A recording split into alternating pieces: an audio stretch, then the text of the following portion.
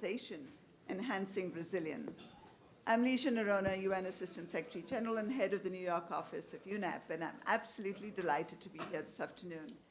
This high-level dialogue brings together the building breakthrough representatives of countries and supporting organizations representing the private sector and civil society groups.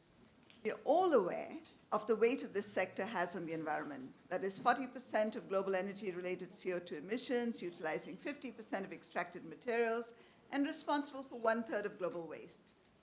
Given the sector's fragmented nature, a coordinated response from national governments is essential.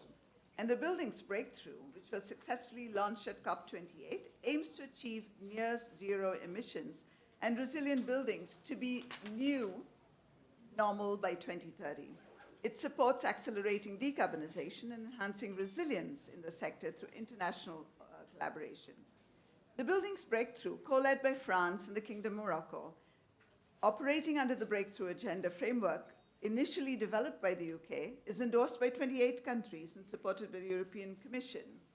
The Buildings Breakthrough Priority Actions are officially launched today, and this event will focus on these priority actions which were launched. They are standards and certification, demand creation, finance and investment, research and development, capacity and skills. Before we get into that, I am absolutely honored and delighted to have our keynote speaker, Lord Callanan, Minister for Energy Efficiency and Green Finance, Department for Energy Security and Net Zero in the UK, to deliver the keynote approach. Sorry. Minister Lord Callanan, you have the floor, whether you want to speak from here or there. I'll speak from here, if that's okay, Madam Chairman. Thank you very much indeed. And thank you for the kind invitation to join you, particularly thank you to the Government of France and to the Global ABC for hosting this forum. And it is encouraging to see so many countries and organisations coming together this week to talk about what I know we all think is such an important sector. And I'm particularly pleased to see the Breakthroughs baton being taken up by other countries and applied to new sectors since we first launched the Breakthrough Agenda with world leaders back in COP26 in Glasgow. And whilst the UK continues to co-lead 5 of the breakthroughs covering power, road transport, steel, hydrogen and agriculture, we of course welcome the addition of the Buildings Breakthrough under France and Morocco's leadership, and indeed the new Cement Breakthrough led by Canada and by the United Arab Emirates. These sectors are of course all closely linked, all need to be decarbonised if we are to if we are to meet the targets that we've all signed up to. And throughout this forum, we've heard from governments, from business, from international stakeholders alike about the importance of recognising the enormous potential to deliver deep decarbonisation in the buildings sector. We all know that unilateral action is not enough. To meet our goals, we have to harness the full power of collective action, to remove the trade barriers, to grow markets for green goods, and to create the right international business environment. Action is needed across the full value chain, from the materials used in construction to the appliances that we use in our daily lives at home and at work. So how do we get there? The priority actions launched today help to set out the critical enablers that are needed to kickstart this transition. And let me pick up 4 key areas. Firstly, standards. Clear international standards are absolutely crucial for unlocking growth, for trade and investment in the low-carbon products and technologies of the future. Secondly, market creation. We in government need to be proactive, we need to send clear policy signals, and we need to agree joint procurement commitments so that businesses have the confidence to invest in new clean technologies, helping to drive down costs in the process. Thirdly, research and development and demonstration. We have to pool our efforts to deliver transformational projects and share the lessons that we learn along the way. Finally, we must strengthen our collective offer of financial and technical assistance, those in the Global South. staggering 80% of the growth in total building sector floor area through to 2030 is set to take place in those emerging markets and developing economies.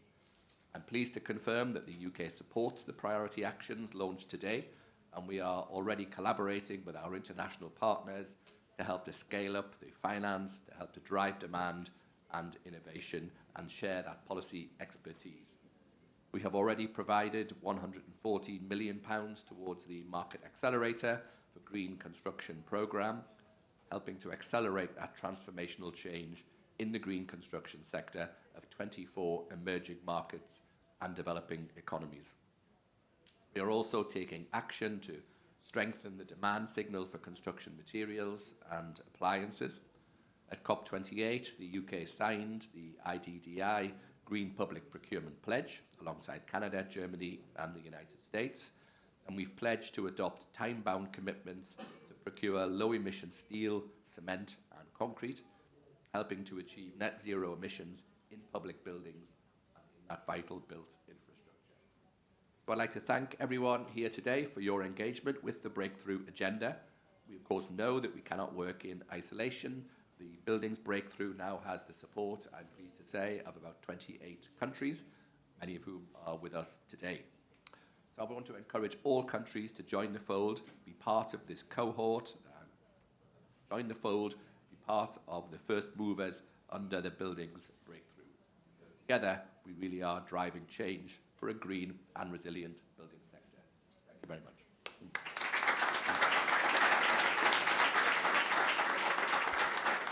Thank you so much, Lord Callanan, for that absolutely inspiring speech, but also for UK's pioneering efforts to have this breakthrough agenda. Thank you, and we're going to move to the first panel, so maybe I will kindly request you to join the audience. In order to make this most seamless, I'm going to invite the panel to join us because it's rather an intricate panel made up of government representatives as well as organizations. So Ms. Buna Aslan, Mrs. Christine Gamboa, Mr. Jeffrey Little, Ms. Nancy Gillis, His Excellency Charles Nalupi, and Manel Eid Salia. May I ask you to...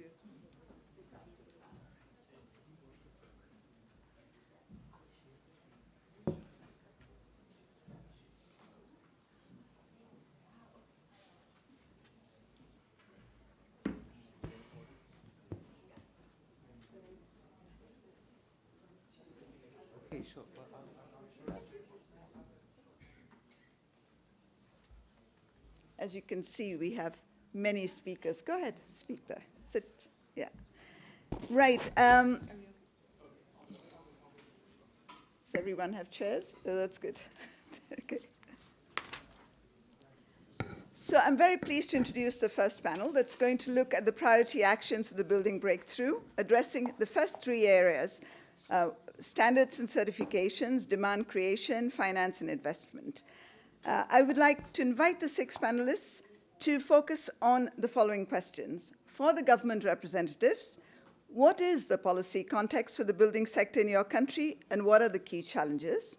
What do you hope to achieve through your engagement in the Buildings Breakthrough? And what are the policies and solutions that can help your country to implement the priority actions? You don't have to focus on all. You can focus on all if you like, or you can focus on some of them.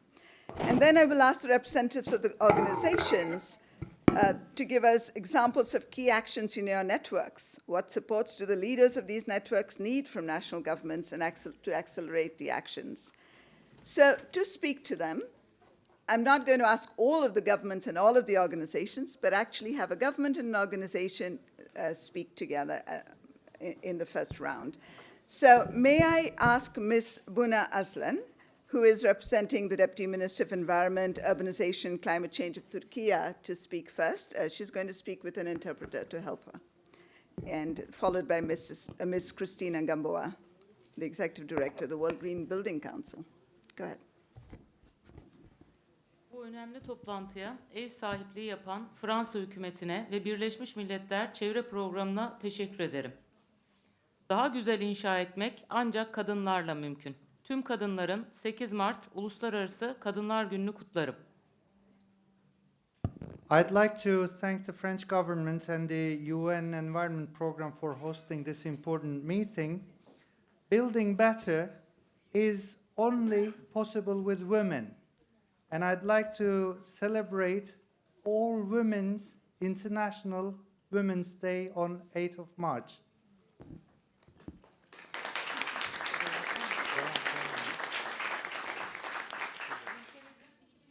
Net sıfır emisyon ve yeşil kalkınma hedeflerinin gerçekleştirilmesinde yüksek enerji verimliliği ve sera gazı emisyonu azaltım potansiyeline sahip binalar sektörünün önemli bir bileşeni olduğu açıktır.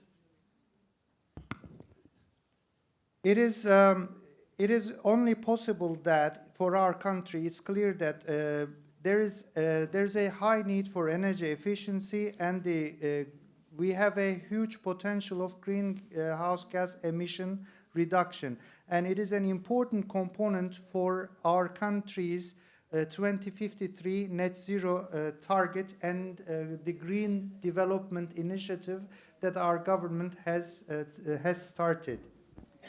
2053 net sıfır hedefimize yönelik olarak Türkiye, 2030 yılına yönelik olan kamu binaları için %15 enerji tasarrufu hedefi minimum %30'a yükseltmiştir. 2019 yılında kapsamlı bir program ile kamu binalarında enerji dönüşümünü başlattık. İlk etabı 2025 sonunda tamamlanacak proje ile 4 milyon metrekare kamu binamızda ortalama %50 enerji tasarrufu ile yıllık 270 milyon kilowatt enerji tüketiminde azaltma ve 115 bin ton karbondioksit salınımında azalma sağlanacaktır. In line with our 2053 net zero target, Turkey has increased the 15% energy saving target for public buildings for 2030 to a minimum of 30% energy saving. In 2019, we have launched the Energy Transformation in Public Buildings project with a comprehensive program. And with this project, we aim at, in the first phase, that to be completed in 2025, we are going to decrease the energy consumption by a 270 million kilowatts, and also we will reduce 115,000 tons of CO2 emissions.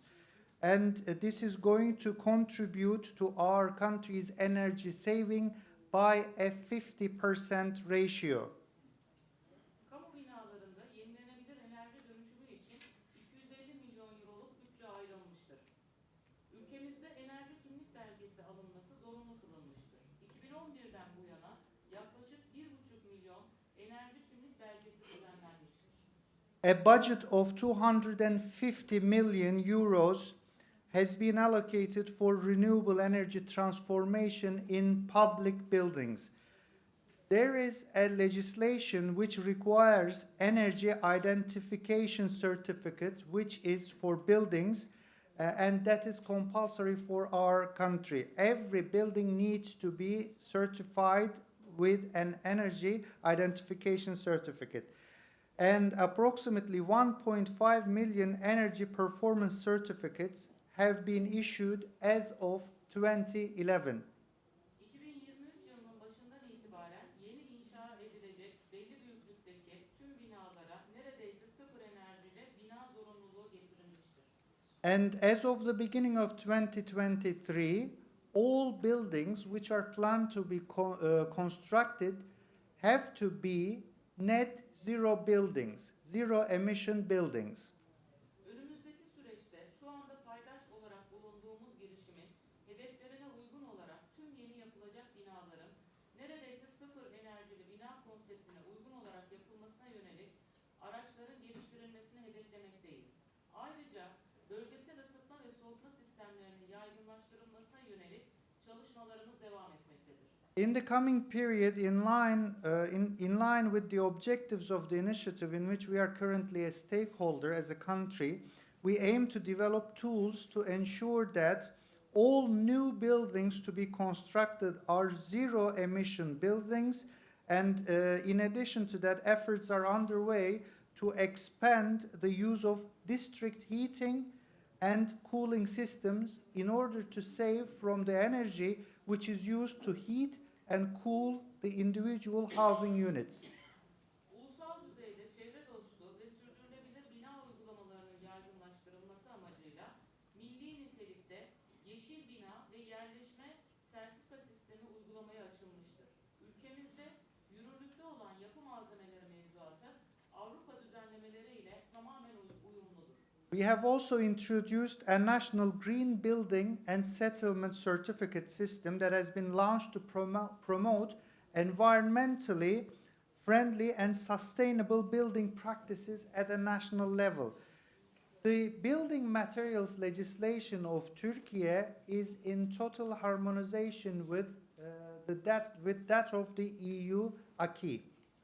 Ülkemizde tüm sektörleri kapsayacak şekilde gerekli tüm strateji ve eylem planları önümüzdeki dönem için 2030 yılı hedeflerine uygun olarak bakanlığımız tarafından ilgili kurum ve kuruluşlarla koordinasyon halinde yürütülmektedir. All necessary strategies and action plans covering all sectors which are relevant for the energy efficiency of the building and climate-friendly building and construction, we have updated our ministry's relevant regulations in line with the requirements of net zero emissions target and in cooperation and coordination with all the line ministries and relevant institutions in our country. Ayrıca ülkemiz NDC hedefleri çerçevesinde hazırlanan iklim değişikliği azalma stratejisi ve eylem planı kapsamındaki binalar sektöründeki temel stratejiler arasında mevcut ve yeni binalar ile elektrikli cihazların kullanımında enerji verimliliğinin iyileştirilmesi, bölgesel ısıtma soğutma sistemlerinin kullanımının yaygınlaştırılması, ulusal yeşil sertifika sistemi uygulamaları ile çevre dostu tasarım ve yapı malzemelerinin kullanımının yaygınlaştırılması, inşaat ekosisteminde dijital dönüşümün sağlanmasında yapı bilgi modellemesi araçlarının kullanımının sağlanması ve yaygınlaştırılmasını da teşvik etmektedir. In addition to the main strategies in the building sector within the scope of climate change mitigation strategy and action plan prepared in line with our country's NDC targets, we have projects to improve energy efficiency in existing buildings, and we have widespread use of district heating and cooling systems.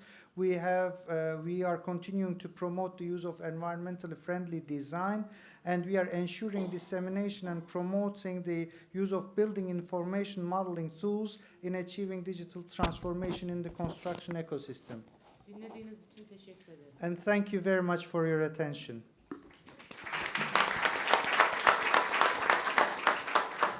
Thank you very much for that. And you summarized it so well at the end that I don't have to summarize it again. Thank you.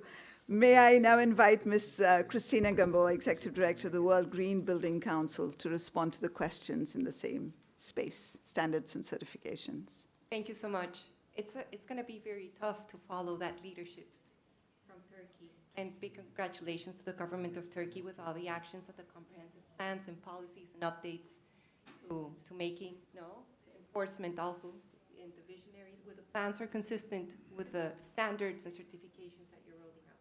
So, excellent work. And I guess also part of the breakthrough agenda is precisely the sort of exchange of leadership and also, let's say, also spotting the opportunities for NGOs and collaborators to come together to continue to support governments like the government of Turkey or others that want to continue to accelerate the path towards the vision of near zero emissions and resilient buildings as the goal of the breakthrough. So my contribution to this dialogue comes from the World GBC Network, which I have the privilege to lead. It's an organization that has green building councils in around 80 countries. And we know there's a lot of work to continue to bring clarity in the standards and certification space. Slower for the translator, sorry. Thank you. Yeah? I'm sorry, but you need to speak more into the microphone. They're very In front of the microphone, please. We're missing half of what you're saying, so the Okay. interruption. No, no problem. You haven't missed much. It's all right. I was saying congratulations on the leadership, and that we from the civil society and from people that have the ability to contribute, there's some work to be done. Because we know that countries can get their regulatory space clarified, standards in place, and also promote certifications. But we're in a spot, as we've described also this week's in the sessions, that we have to continue as a collective to bring greater clarity and transparency in this space. From the World GBC network and our councils, my response would be that there's a lot of opportunity for disclosure and monitoring track of performance in buildings comparing across geographies. So for example, as we have the experience of Turkey, we can continue to compare with what others are doing, and internationally also continue to benchmark in order to do progressive progress. Because as we saw from the Global ABC's report on emissions, we need to aggregate, and we need really information across boundaries of assets that can be comparable, and we understand as a sector how are we really changing the curves of performance. And there's silver linings in the space at World GBC, and the network is, we had, for example, this week an announcement of main rating tools like LEED, BREEAM, and GBC Australia announcing collaboration and partnerships to unlock sustainable finance through rating tools. That is really important, because then that brings clarity on some of the major voluntary standards that, tools, not to create more confusion, tools to be able to help scale the market and unlock the finance to the right sort of assets. In the standard space, we know that there has to be clarity for national governments around roadmaps to decarbonize and bring resiliency. In that space, our European regional network has a project called Building Life, which has already done 12 roadmaps for decarbonization, including an EU policy whole life carbon roadmap. These are policy roadmaps that clarify the standard space. And as we heard this morning, that is leading, for example, to an improved energy performance buildings directive for the European Union, where eventually we will have set targets on whole life carbon. So having that exchange through the buildings breakthrough and that sort of leadership will mean that we can continue to build on leadership, for example, in Turkey, and through the states that are part of the dialogue, the political dialogue, continue to make sure that we are leapfrogging and implementing, or inspiring and implementing best practice, making sure that we are building on a holistic vision of the whole life cycle of buildings. But that means also that we need flexibility also on trajectories of other regions, where there's not one size fits all here in standards and certification. And that will mean also that we will need to have support for zero carbon readiness frameworks and get capacity building across regions. There are silver linings I'm from Colombia, so I also like to say that there is a great program there around roadmaps led by Colombia GBC that also has led to the national government involving recommendations for new ambitious policies. There are climate positive roadmaps in Australia, and that is, let's say, ways to exchange pathways and for governments to continue to find how are those governments building in standards and enforcement, and how then the trickling of certifications and rating tools can continue to align across the efforts to deliver on the priority action 1, which is basically transparency, clarity, and bringing confidence for better outcomes across all stakeholders that are involved in the ambition of near zero and resilient buildings. Great. Thank you very much, Christine. So you saw focus on the first action area, which is standard and certification, with Turkey showing its leadership in public buildings, but also in setting a roadmap for all buildings post-2023. And you heard the World Green Building Council speak to the importance of transparency, credibility, and accountability, and supporting all of these changes with tools and data and the kinds of information sources that are required. So thank you very much for that one. We move to the second one, which is demand creation. And here I'm very pleased to invite Mr. Jeffrey Little, the General Deputy Assistant Secretary for Housing, Department of Housing and Urban Development, United States. And his counterpart will be Ms. Nancy Gillis, Senior Director, Industrial Pathways Transformation at the World Business Council for Sustainable Development. So this is a pair, okay? Great. Over to you. Thank you. So I'd like to share a few of the major actions that the U.S. government is taking in its federal building portfolio. And you'll hear some echoes of Yeah. what you heard from Turkey, because I think there's some real similarity to the work. And then I'm going to talk very briefly about a couple of things at my home base, the Department of Housing and Urban Development.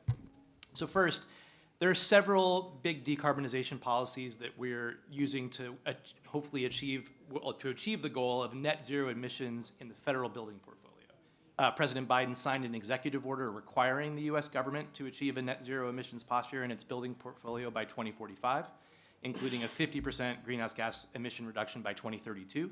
And we're doing this by prioritizing energy efficiency and the elimination of on-site fossil fuel use in federal buildings. We're aiming for super efficient, all-electric buildings. All new construction and major modernization projects will be designed, constructed, and operated to be net zero by 2030. For existing buildings, in addition to stringent energy efficiency standards, in 2022, the U.S. government issued the first federal building performance standard, which we're using to target building electrification by eliminating on-site fossil fuel use. And the U.S. government also leases a significant amount of office space, of building space in the United States, and starting in 2030, all of that leased space will need to be in net zero buildings only. Second, as the largest buyer of goods and services in the world, the U.S. federal Buy Clean initiative is leveraging the buying power of the federal government to lead by example and catalyze the market for cleaner construction materials. This initiative directs all federal agencies for the first time ever to procure construction materials with lower levels of associated carbon emissions. The federal Buy Clean initiative focuses on 4 materials: steel, concrete, asphalt, and flat glass, because these materials have high associated emissions and make up a large portion of the federal government procurement each year. The federal government spends $630 billion each year on goods and services. Given the size of the U.S. federal government, we know that our Buy Clean policy will be market-making. While the U.S. government's purchasing power is significant, we know that our impact is highest when we can partner with others who share our goals to extend our reach. That's why we're working across all federal agencies, from GSA to the Department of Defense. GSA is General Services Administration, the federal property management agency, the Department of Defense, the Department of Housing and Urban Development, and the Department of Transportation to maximize the impact of the Buy Clean work. It's also why we've established a federal state Buy Clean initiative, which brings together federal agencies and so far 13 states to discuss Buy Clean policies and implementation. And through the Net Zero Government Initiative, we are also excited to work with other national governments on green public procurement. I can't let one of these panels go by without mentioning the Inflation Reduction Act, which is, of course, a massive investment in energy efficiency and includes $1 billion for affordable housing through the Green and Resilient Retrofit Program at my home agency, the Department of Housing and Urban Development. And just to share one other kind of a little less direct of a way that we're trying to stimulate demand in this space, at the Federal Housing Administration, which is in my area, we provide mortgage insurance that supports financing for quite a lot of multifamily and healthcare facilities, both for new construction and rehabilitation.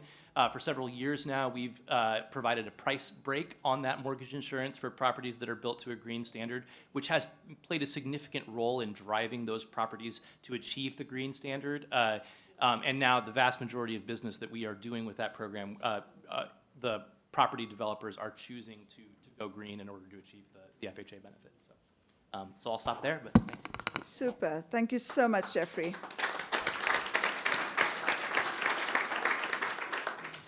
I'll summarize after. So let me turn to Nancy. Over to you. Great, thank you so much. And similar ilk, it's very challenging to follow speakers who show such leadership from specific countries. So I will try to do my best. But thank you very much to the country of France, and of course to all of you who have stayed here this afternoon to participate in this session. As was stated, I'm Nancy Gillis. I'm the Senior Director from the World Business Council for Sustainable Development. We actually are a business-centric organization, and it's my honor and pleasure to bring to you a little bit of the perspective of what businesses think about when they think about demand creation.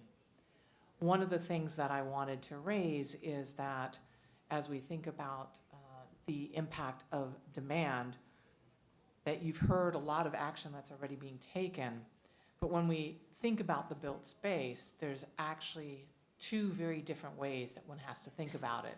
One, of course, is in the industrialized space, so this being the United States and Europe, where we see, when you think about buildings, actually a significant amount of buildings, and where the focus isn't really on building new, it's really focusing on leveraging what we have. Whereas when you start talking about places outside of that, there is a greater emphasis on building, and in fact, that's where we're going to see most of the new build occur, and there's a different perspective associated with that. I say that because my context talks about demand in the form of procurement, and I know that I'm catching you late in the day, so starting to talk about procurement and purchasing can be a little boring, but as you see, purchasing and procurement has tremendous impact. And what I want to talk about is the role of purchasing and procurement in a action plan that was launched earlier this week. What I'm referencing is, in 2023, more than 250 professionals from over 100 companies and other organizations co-created a shared action agenda. This is building on the original global ABC market transformation levers. And since that time, there's been continuing work, and this has now resulted in the Market Transformation Action Agenda. I love having something to hold up. And I have, of course, copies for anybody who wants one. But we have this action agenda, and it is for the built environment. It was launched this week. It's endorsed by more than 78 and growing organizations, names kindly noted on the back. And it actually outlines three system levers for change, those being aligning behind whole life carbon, the integration of carbon cost and price, and transforming supply and demand, which is what I'm talking about here. But spread across these three system levers are also 11 interventions. They demonstrate what all parts of the built environment market, both public and private, must do to collectively drive decarbonization. One of the things that the action agenda focuses on is something we all understand, that demand is an incredible force for change. And in the world that we live in right now, demand is, I think, best evidenced through procurements, through purchasing.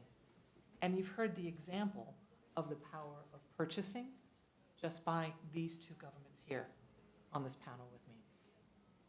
Now, what I want to focus on is sustainable purchasing or sustainable procurement. And in the built environment, it aims to do both social and economic benefits for our project stakeholders. They're not volunteer, they're businesses. But it also needs to minimize, and by 2030, actually reduce and eliminate GHG emissions. Now, most procurement processes, for those of you who don't live in the field, as I have, begin with project planning. It goes through different phases until you actually get to the final delivery of the product, the project. And these procurement decisions impact the whole life cycle of the project. It's how it's designed, the materials it contains, how it's dismantled, repaired, or reused at end of life. It's these areas of impact why procurement or purchasing actually presents a critical opportunity for sustainability. Now, I do come from the procurement world, having spent 2 decades in that. And when you think about leveraging procurement or purchasing for sustainability, especially in built environment, there are some continuing challenges that still remain. And the action agenda highlights some of them and is actually based on recognizing them. One of them is the lack of consistent and transparent approach to carbon accounting. Another, which we've heard a lot about in the days that we've been here, is lack of access to not just data, but credible data, actionable data, data that purchasers need. And then a lack of alignment between standards that seek to address carbon. It's great that standards are used in public procurement, but we also need to make sure that there are many, many standards out there. Hundreds of standards, hundreds of labels based on those standards. Which ones should purchasers use? The Market Transformation Action Agenda addresses all these 3 sustainable procurement-related pain points. It also emphasizes something called advanced market commitments. Now, these are agreements from buyers to purchasers that say, in the future, I'm going to buy your product for a preset price. Advanced purchase agreements are necessary enablers to fast-track the adoption of premium-priced, low-carbon built environment solutions. Having a guaranteed purchaser provides a manufacturer greater confidence to invest not only in innovative clean technologies that buildings rely on and materials, but also in new sustainable processes.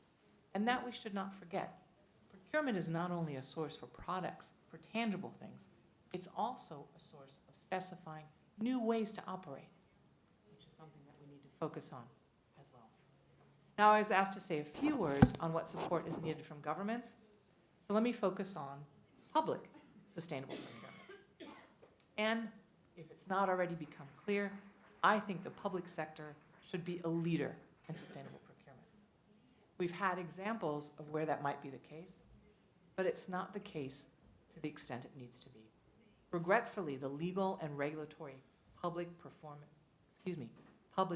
frameworks in many countries, especially in what we consider the global south, still do not maximize sustainable procurement for their built environment projects. For those countries who do leverage procurement, they frequently focus on core inputs, what we've heard about, cement, concrete, and steel. But governments can do much more in ensuring that they're using their procurements to support the decarbonization of the total built environment, not only core, but also infrastructure projects. And as I mentioned, preference of more sustainable processes.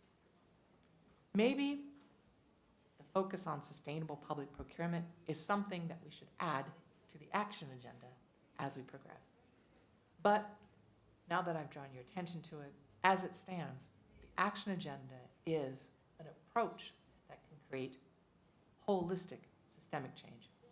And if all of us here who stayed for a late afternoon session on a Friday join force and actually implement the 11 interventions that are outlined in this action agenda, then we'll see an acceleration of the decarbonization of the built environment space, and we'll see it on a global scale.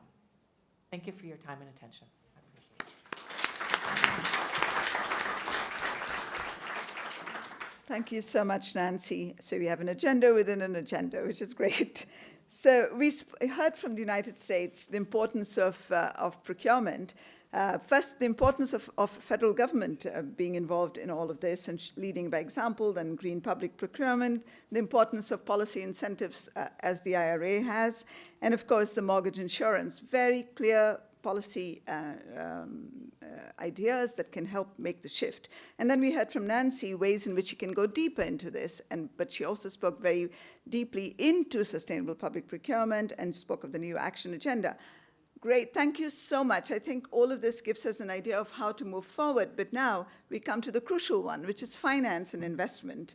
And to that, I invite His Excellency Charles Milupi, Minister of Infrastructure, Housing and Urban Development of Zambia, and to counter him or to support him from the organization, I have the agency, the French Agency for Development, Manel Al-Sahalia, Deputy Head of Energy Division. Sorry, mispronounced it. Okay. So, Your Excellency, if you could speak.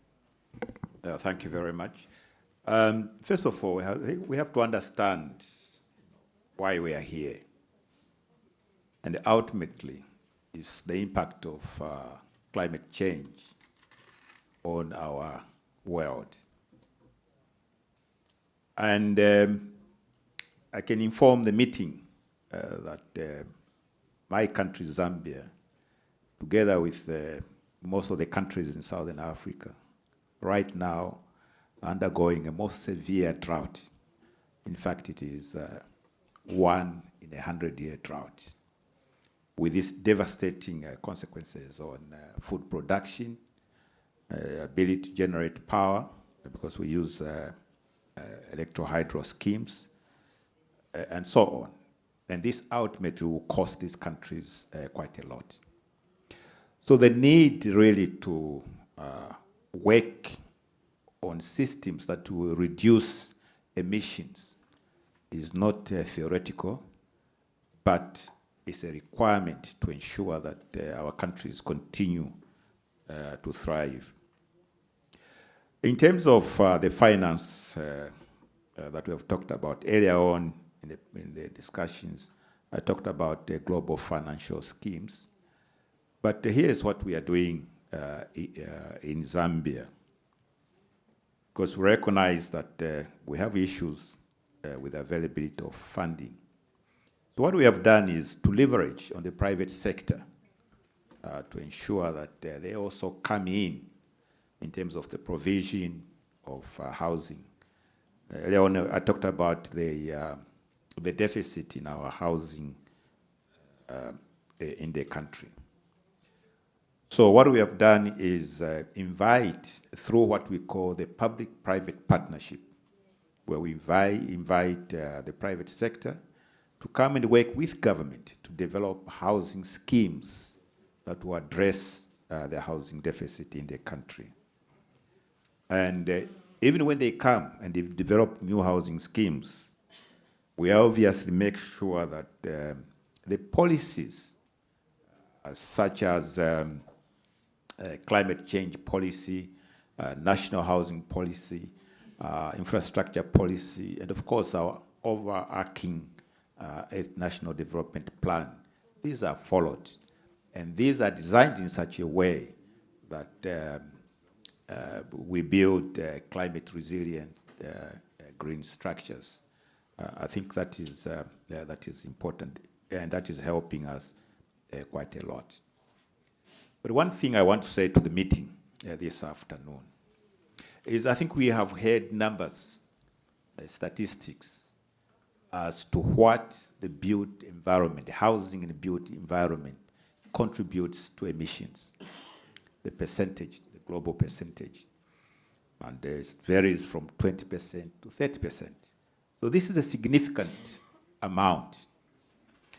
And I want to use that to say that when we heard earlier, building better together, I think this demonstrates the need for all of us to work together, regardless of where we are coming from, because the emissions, once they leave the planet, they affect the global world.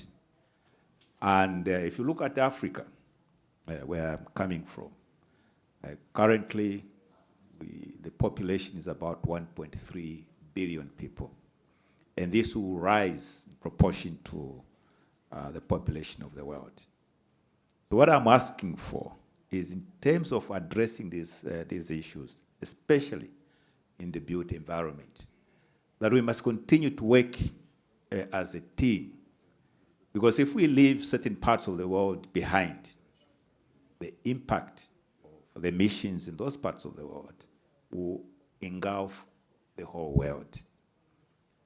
And this is not, this is not good for the world. And certainly my appeal to the developed countries, is to look at the mitigation of the climate crisis from that perspective, that we must work on this together so that we save this world. There are many things that we can say in terms of the policies and so on, but I think from my perspective, that's the message that I want to leave with this meeting. That in order to mitigate what's happening with the emissions, we must continue to work as one. Thank you very much.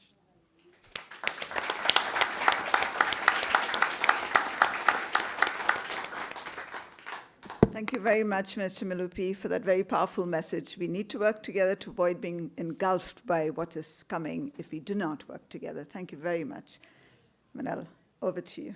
Thank you very much. I have the final word, and I'll try to bring the financiers' perspective. But first of all, please allow me to emphasize the value brought by this forum. Here we are gathering and driving collectively and together climate action in the building sector. Thank you also to the Global ABC and UNEP for their efforts in supporting the coordination of this forum and for hosting the Forum for Building and Climate in Paris currently.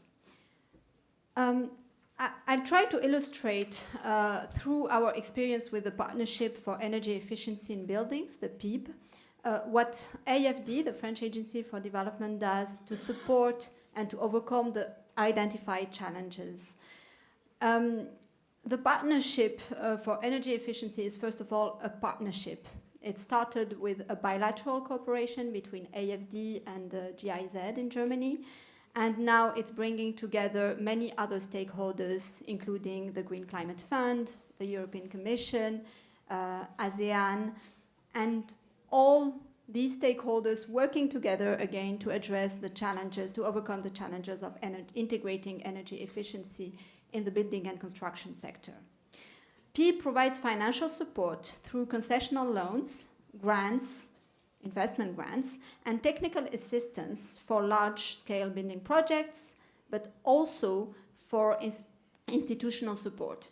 And it's this unique combination of providing support at both project level and institutional level that makes it so powerful and so impactful. We are able, through this tool, to work on standards, we mentioned standards, to work on procurement rules, through support for project preparation, but we are also able to provide financing solutions for projects to happen at the investment phase and to monitor them and to monitor the standards, the achievement of impact once they are under operation. So it's kind of addressing many of the things that we heard today. Projects supported by PEEB are mainstreamed within our activities at AFD, and this is a key topic as well. We try to have this holistic vision and approach, which is in line with the building breakthrough. But beyond project level, which is an important level, of course, AFD, as a development finance institution having its own network, plays a key role in mobilizing its partners and its network in order to work together and join forces to address the identified challenges. The first level of partnership is with the stakeholders already involved in the journey, but beyond that, we try to convene and to share, to create the space for sharing experiences, lessons learned, in order to increase the level of innovation and initiative. And innovation can be, of course, of several natures. It's technical, but it's also of financial nature, economic models, business models. So that's what we try to do to create the space for this collaboration to happen. And in order to illustrate this role in mobilizing our partner, maybe let me mention what happened 2 days ago ahead of this forum. AFD had the pleasure to host in our premises a workshop gathering multilateral, bilateral, and national development banks, including national banks belonging to the IDFC network, International Development Finance Club. This network is a group of national, multilateral, and bilateral development banks co-founded a few years ago by AFD, and it provides great opportunities for these gatherings to happen. It includes banks such as TSKB in Turkey, or JICA or KfW or China Development Bank, so it's quite a wide network of banks. So we met in our premises and in a closed room and tried to share these experiences, what kind of financial instruments we are able to put, what kind of business models we were able to support, how do we overcome the psychological constraints also linked to integrating energy efficiency in buildings, how do we overcome the overcosts. And through this sharing of experiences, we were able to identify key priority actions on which we want to concentrate our efforts in the following years as a group of development banks, supporting our partner countries, but also supporting all kinds of stakeholders along the value chain, including stakeholders from the private sector. And we convened and agreed upon the principle of creating a coalition, meaning a group that will enlarge each of us bringing their own networks. And maybe if I summarize the key action points that were identified, and we'll find a lot of what we heard today. The first one is scaling up, working on scaling up and using aggregators, fast trackers, innovative approaches, because the challenges are so huge. There is a huge challenge of acceleration of action. So we need to scale up and accelerate action. We need to work on policy framework and planning, and this comes with also financing tools that are adapted to that, our technical assistance to support institutional, financial policy planning. And in doing so, we need to help support our partner countries in mainstreaming the policies and construction and building sector into their NDCs. We are far from that as of today. We also discussed the importance of supporting value chains approaches. We mentioned procurement here, and this is embedded into the whole value chain. We also mentioned the need to have a sector-wide approach, which is maybe the most important challenge when talking about energy efficiency in general, but more specifically energy efficiency in buildings. Manal will have to. Too quick. Okay. Yeah. Very quickly, aligning, and it's kind of summarizing what we heard, aligning resilience, decarbonation, social agendas. This come in line with the just energy transition agenda. We need to support advocacy, capacity building, awareness raising, recognizing the importance of technical assistance to raise awareness, and recognizing the importance of human capital. And last, but most importantly, we need to promote partnership and collaborative approaches, meaning working together. And for AFD, mobilization of IDFC members was a great illustration of what we can do together. And we convened that the forthcoming Finance in Common Summit that will happen in China in October will give us a great opportunity to do so, to agree on an agenda with priority action. And I'm sure what we heard today and the actions outlined during this meeting will feed our discussions and will enrich the proposals that will come out. Thank you.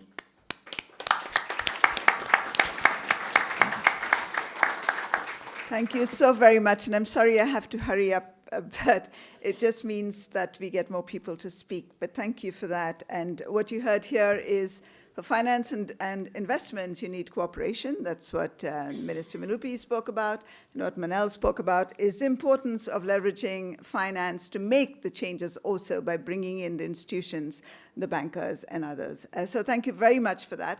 I was going to open it up for some questions, but we have a second panel which is going to speak to research and development and capacity and skills. So unfortunately, we cannot open it up for now, but should there be time, we come back. But let me thank you, and a round of applause to this first panel.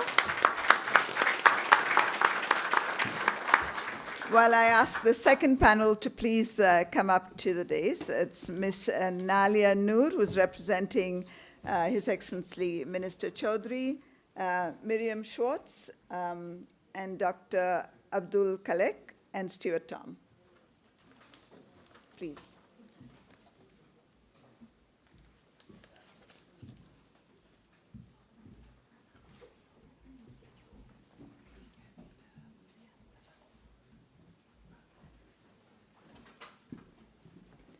So here we have the other two action areas of the Buildings Breakthrough, and we're focusing on research and development as well as capacity and skills. We have the same kinds of questions that we had before. What is the policy context in the country? What do you hope to achieve? And what are the policies and solutions to achieve these action areas? Let me start first with Bangladesh, and we have Naila Noor speak to research and development, followed by Miriam Schwartz, Director of Public Affairs, Solar Impulse Foundation from France. Thank you very much. Guests, honorable people who are in front of me, I welcome you all to my session. Here, we all are aware of the vulnerability of Bangladesh on climate change actions. It is a well-known fact.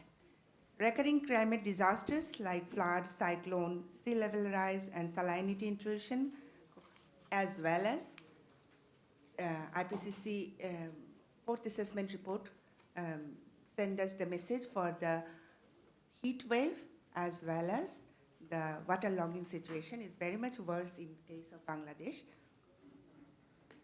And all these things have cumulated with the man-made disasters like recent fire incidents and other man-made hazards which are related with the building sector. By some estimates, we lose 2% of our GDP annually to climate change impacts. The government of Honorable Prime Minister Sheikh Hasina is very much serious about the climate change adaptation and mitigation. She has created a $100 million fund under Mujib Climate Prosperity Plan for 2022 to 2041 from our own resources to combat climate change actions. In terms of the disaster management and adaptation, Bangladesh regarded as a role model. On the other hand, over the past 2 decades, Bangladesh has been one of the fastest growing economics. Naturally, we are witnessing rapid urbanization. Therefore, we are rethinking about the building smart cities.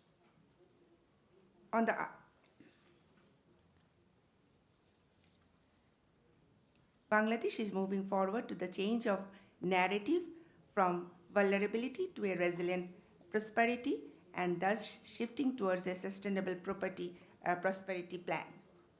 We have 100 years Delta plan because we are an active Delta, and we have some traditional knowledge of construction material, construction techniques, and other things, and the vernacular architectures also.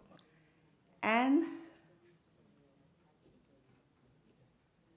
without international cooperation, we will not be able to build sustainable buildings, which are not still built. In the upcoming years, we are estimated that almost 80% of our new buildings are not still built. So in this case, the cooperation that we need on the research and capacity building and the skill in innovative materials, construction material, innovative techniques, and the whole life cycle approach that is already told before. The panelists already tell about that the planning process, the construction part, that the design part, the construction part, followed by the operational part, and lastly to the demolition part. All these sectors need innovations, need research, need skill development, and most of the cases we need the cooperation between the cooperation in the curriculum development, because the circularity concept should be begin from the very early stage of the people have to be aware of that. So from kids to the highest level of education, we need the skill development. We need the technical person to be aware of the things, the climate to combat climate change and other global issues which should be known by the people. We need to support all these areas for capacity building. We are ready for government business to business, government to government, business to business, public-private partnership. However, all this would require massive investment. We have not seen in iota of the globally committed annual fund of $100 billion, the UNEP Adaptation Fund Gap Report of 2023 estimated that the adaptation finance needed to implement domestic adaptive priorities almost $387 billion per year. Despite these needs, public, multilateral, and bilateral adaptation finance flows to developing countries declined by 15% to a merge of $21 billion in 2021. Amidst this gloomy scenario, it was encouraged to see President Macron, who is committed to give 1.1 billion US dollar as adaptive fund to Bangladesh. Thank you very much. Thank you very much. Thank you so much, Naila. And you speak to changing a narrative from vulnerability to resilience and to prosperity. Miriam Schwartz, that's a direct challenge. So what could you tell us from the Soul Impulse Foundation as ways in which you could support governments who have this need? Okay, do you hear me? Yeah. Thank you for the invitation. I would like to start by acknowledging what the Minister of Zambia said in the earliest panel, that we have to work together to achieve this high ambition. So we are very glad as a non-for-profit organization to be invited today. So the Solar Impulse Foundation is actually, we are tackling climate change through the lens of efficiency. So it means that we are labeling solutions that are both better for the environment and profitable, and those solutions are coming from all over the world. So today we have identified 1,600 solutions, and 400 of them are tackling challenges in the building and construction sector. So as a first phase, we needed this critical mass of solutions in order to, when we go to government, to public authorities, and also to private authorities, to be able to answer to their challenges. And we needed this mass of solution to have an opportunity and the choice to give examples. So that is what we are trying to do, from an identification phase to switch to an implementation phase. And we created a guide, which is a guide of solutions for cities that you can see here. And this guide is actually showing the challenges encountered by cities and territories. And in front of those challenges, you have technical solutions that can be used and implemented. So it's really the practical thing about having the solutions and having real case studies of how to implement them in peer-to-peer examples and inspiration.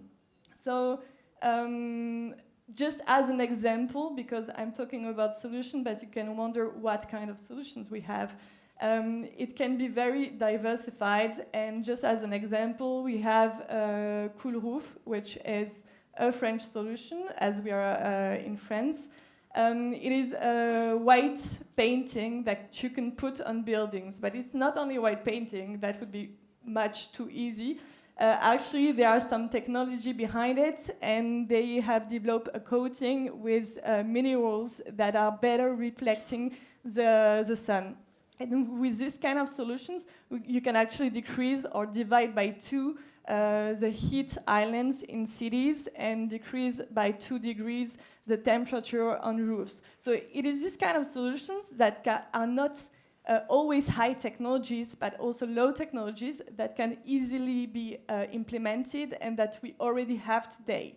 And to answer to the second question about what could governments do, because we have the honor to be in presence of many of them today.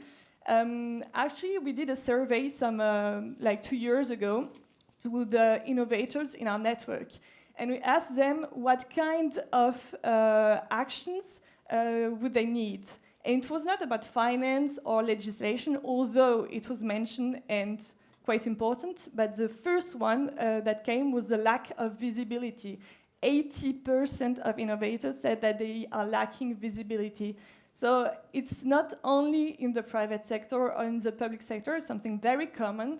And in order to try to hinder this lack of visibility, we are working with regional governments, such as the Paris regions. We are organizing B2B meetings, like 200 of them have been organized in January.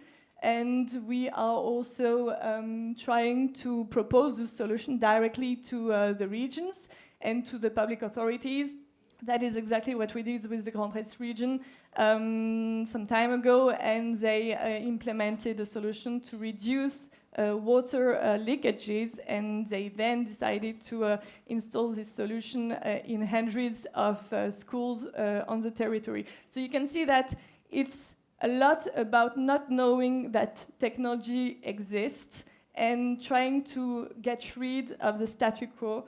This is a huge part of the process, and we do not have to forget also that there is a legislation and financing part. And if you have questions, I can also talk about that later. Thank you. Excellent, Miriam. Thank you so much. So we've heard that in order to be able to change narratives, we really need to revisit some of the paradigms of R&D to look at even local level knowledge. Naila Noor also mentioned indigenous practices which have not been sufficiently recognized and how to take that on board. Miriam spoke to innovations, to the visibility for the innovators, which is not there sufficiently.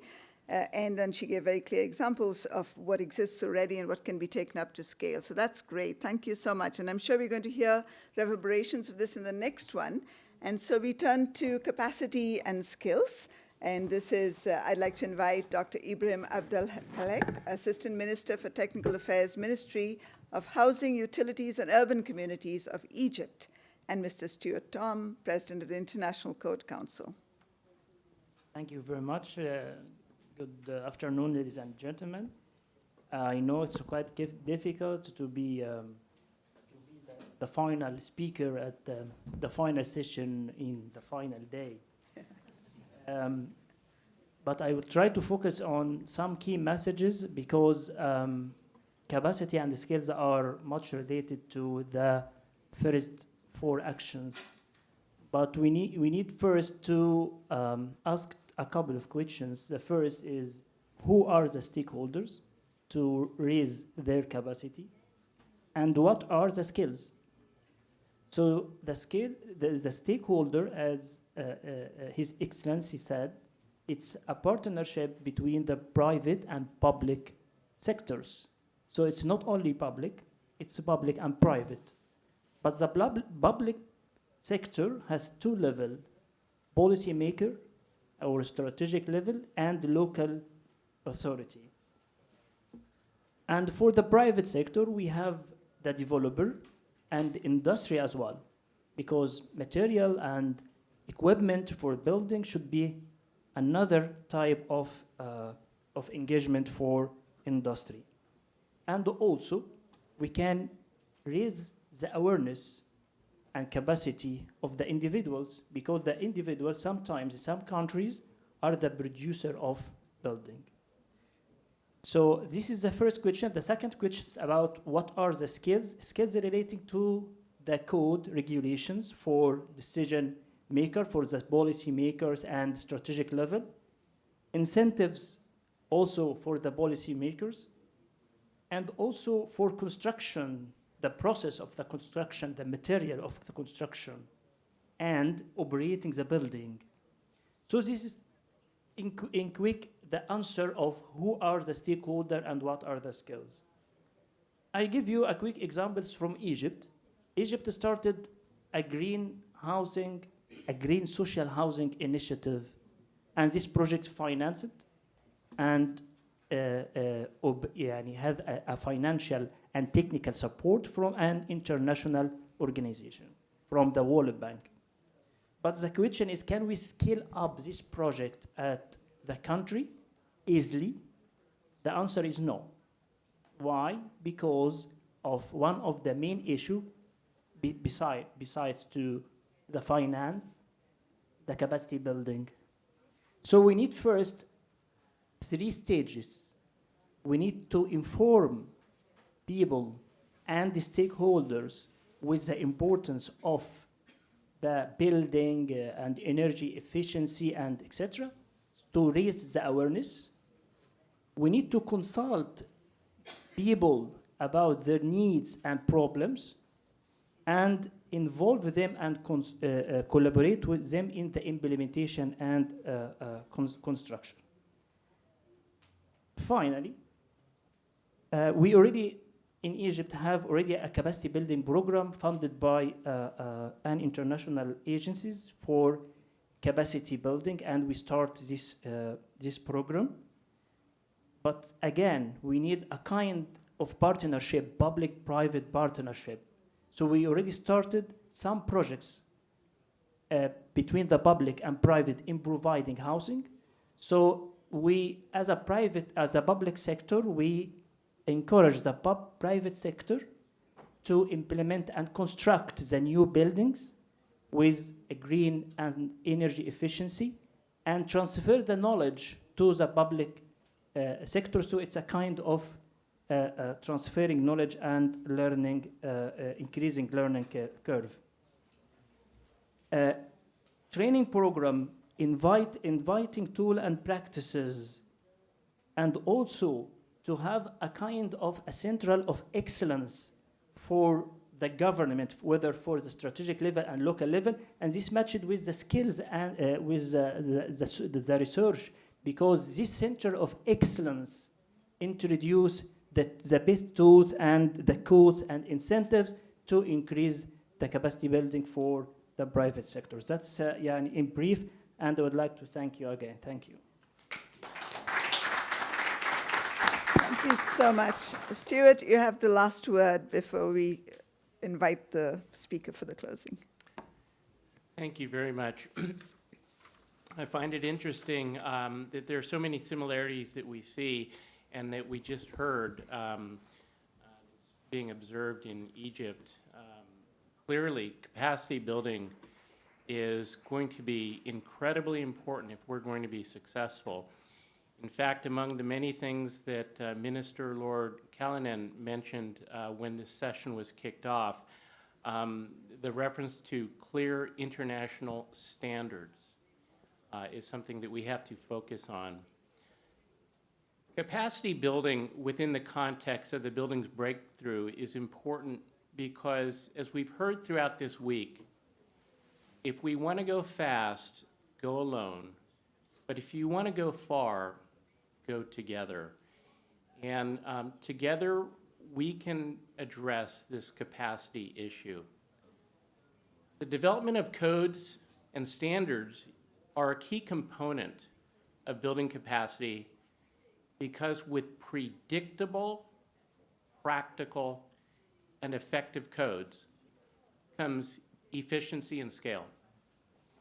The International Code Council brings together expertise from across the building industry to advance building safety and sustainability solutions, including codes, standards, training, and conformity assessment. Jurisdictions around the world are looking to adopt building codes and standards to help achieve energy efficiency and standard and sustainability goals, and we applaud all of those efforts, and we have to continue. It's important to remember that overall building safety should be considered alongside our energy and efficiency and greenhouse gas reduction goals, and perhaps they're equal. Well-built buildings that protect people from all hazards, climate-driven and otherwise, save money, protect lives, and protect our very future. When a jurisdiction is undertaking the process of adopting or updating its building regulations, it's essential that we follow a path that yields a right-sized building code that can be understood, used, and enforced. Because the best building codes do no good at all if they can't be implemented or enforced. Because the best building code is one that will work, that we can put in place. This sometimes means that a code or standard needs to be modified before it's adopted. Mm-hmm. Equally critical is ensuring that the infrastructure exists in a jurisdiction to effectively enforce whatever building regulations are adopted. This is especially important for energy efficiency codes and standards, which often require a higher level of technical skill. for both regulators and practitioners to understand and properly implement. This is where capacity building comes into the discussion.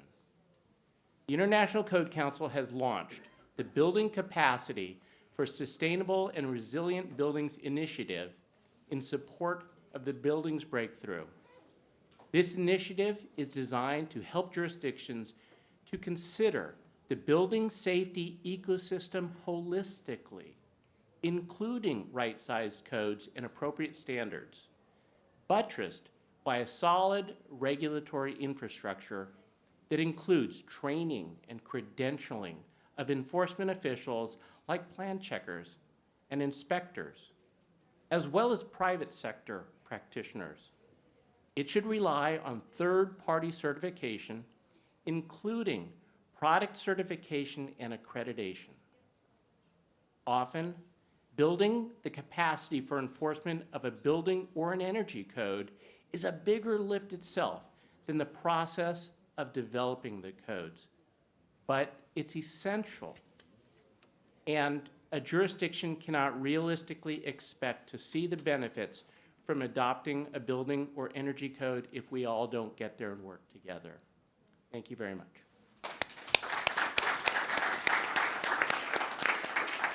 Thank you very much to the panel speakers. We've gone through 5 of the action areas of the Building Breakthrough, and you've seen a very clear connection between them, starting with standards and certificates, demand creation, finance and investment, R&D, and now we go back full loop to capacity building and skills.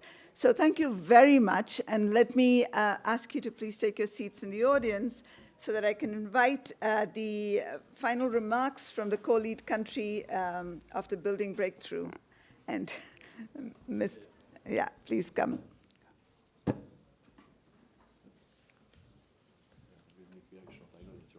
You're going to speak? You're going to speak from here? Yeah, wait. Okay. No, speak from here. Yeah. Thank you very much. Hang on. Go ahead. Hi. I will have a short big intervention as a closing remark. So thank you to be there and to be there in the forum first, because I'm sure that you're not here by hazard. So you are really partners of that path to decarbonization. And I'm sorry, I represent Emmanuel de Lanversin, who is occupied with the minister. So okay, I'm the substitute. And I want to say one thing. So we talk about here about international cooperation. So maybe I would like to summarize clearly, maybe shortly, the view what we have in France, what we propose. So I think we can summarize that in the international cooperation is a house that we want to build together. We are co-owner of that house, and UNEP is housekeeper. And there is different floor, and there is some workshop. So garage, but you have innovation in garage many times. So and there is the Global ABC, the name of the house.